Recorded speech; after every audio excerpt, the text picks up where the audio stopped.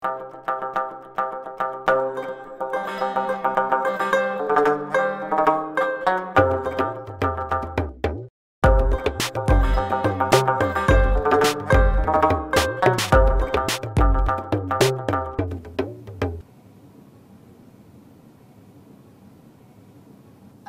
I like to do teaching, even though I'm not a teacher. I don't know, I just like it. Before, I am very scared and I'm shy and I don't want to everybody to look at me, my friend or my colleague. I said, yeah, you can do it. You can teach them. I mean, I'm not the teacher, I said. Yeah, at least just share the knowledge. It's my point. Share the knowledge. Yeah, when I was child, I said, oh, I want to become a doctor, or because doctor in Indonesia is very high position.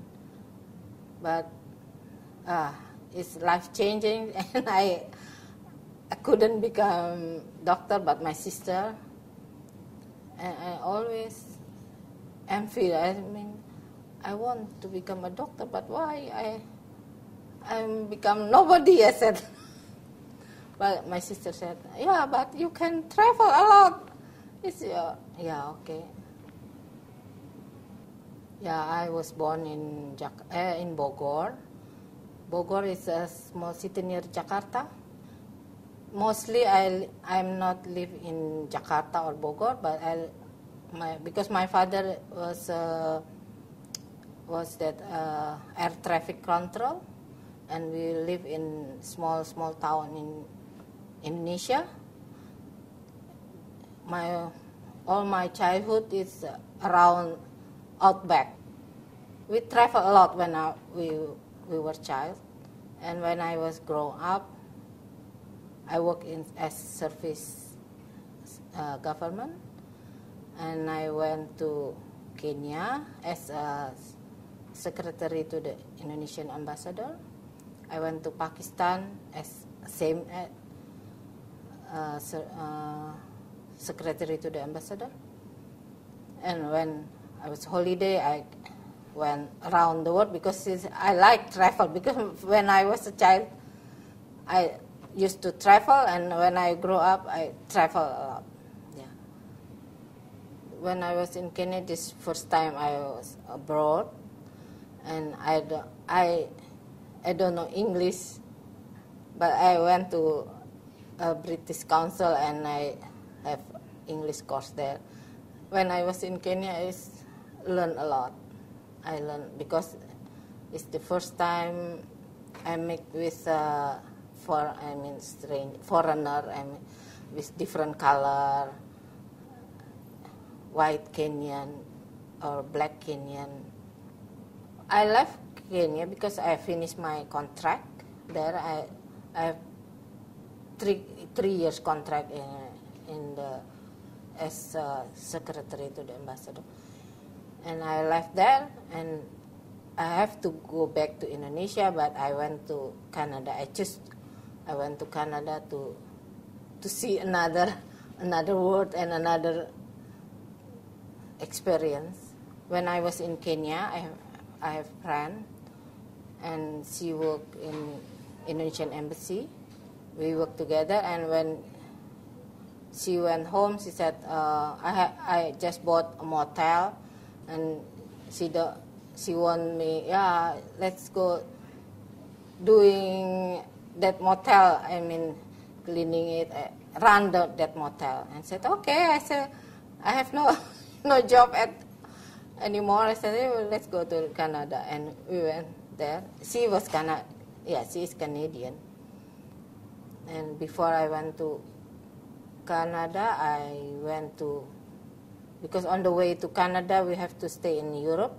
That's why I stay in Europe, in Amsterdam, in Den Haag, for 1 month or something. And I went a lot around Europe.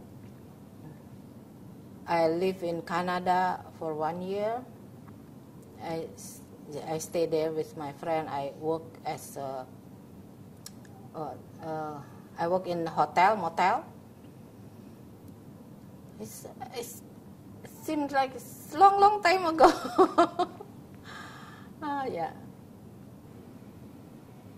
After Canada, I went back to Indonesia, and I worked there as service government again. My colleague, my boss in my office asked me to go to Pakistan. Okay, I said it's to see another country. Yeah, I like that, and I went to Pakistan to work as secretary to ambassador again. I live in Islamabad because I'm secretary. I live with the ambassador family in the Indonesian diplomatic compound in Islamabad. It's a place that a bit secure. I went everywhere with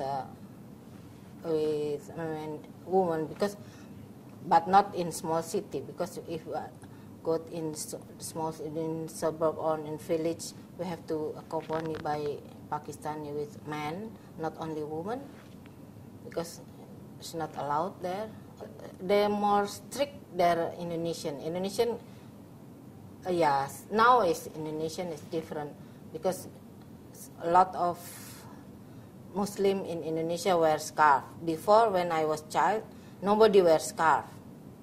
Nobody, just a scarf, but loose scarf like Indian or like Pakistani. When I travel around the world, I never think about have family.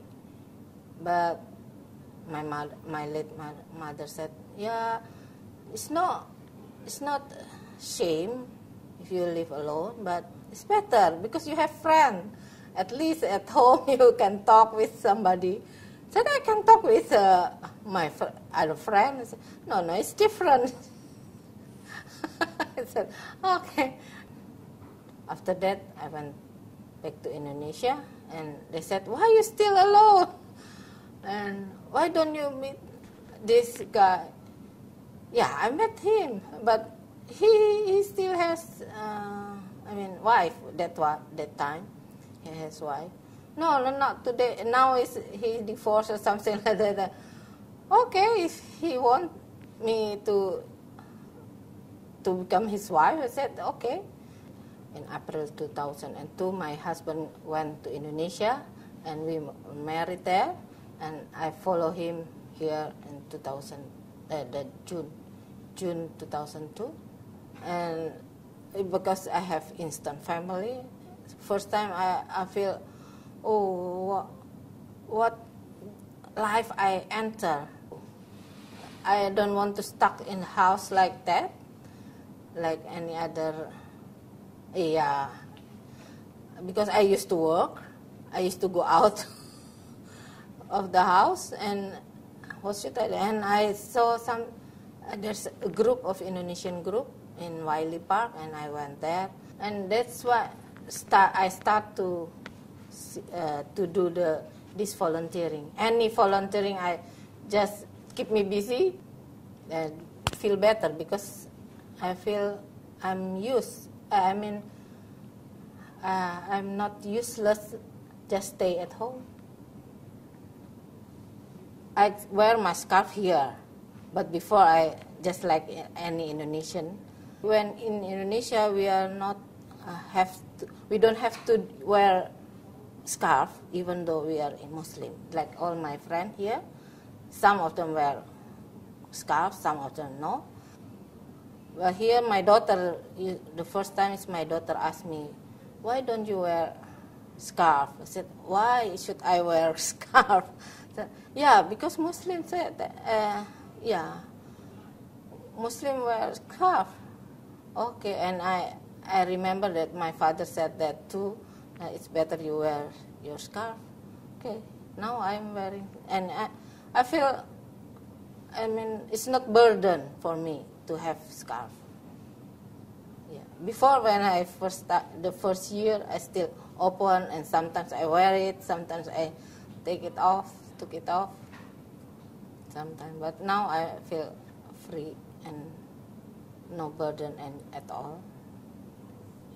with this scarf, everybody knows that I'm Muslim.